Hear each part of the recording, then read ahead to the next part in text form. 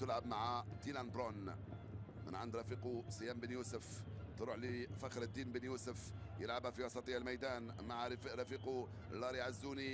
اي اي اي اي لا لا لا لا لا لا لا لا لا لا يا محمد لامين، لا لا يا محمد لامين بن عمر، لا لا لا.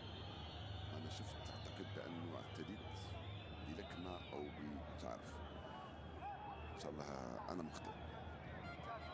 امام عبد الاله الحفيدي.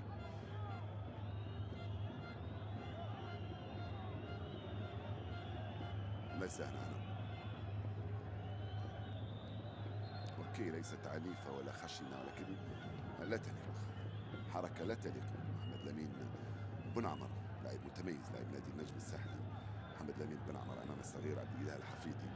طبعا هذه اللقطات الزايده، شوف، قد يطردك. ان شاء الله يكتفي فقط بالبطاقه الصفراء حتى تكمل المباراه 11-11 وليس 10-11. يلا، محمد لامين بن عمر يتلقى البطاقه الصفراء على تصرفه منذ حين من امام عبد الاله الحفيدي.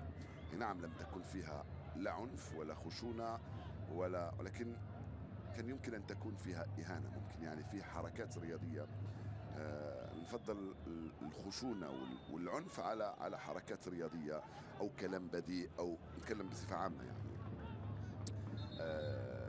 يكون تاثيرها على الخصم اكثر فاكثر. بالكرة كل شيء يجوز، حتى ولو كان فيه تدخل خشن وقوي. بالكرة عادي، لأنه التنافس على الكرة، أما من دون كرة الكل يعرف بأنه من دون كرة لا يجوز أي شيء. هنا هيرفي رونار يحتج على الحكم السنغالي على ماذا؟ يطلب البطاقة الحمراء، يقول بأنه في اعتداء، ولكن يا هيرفي إذا الحكم لم يشاهد، إذا لم يشاهد الحكم كيف يعمل؟ أنت شاهدتها ممكن، وإحنا شاهدناها بالإعادة، ولكن أنت لم تشاهدها، وبالتالي الحكم معك عيسى سي بأدب وباحترام يهدئك. أرجو أن تهدأ أنت كذلك.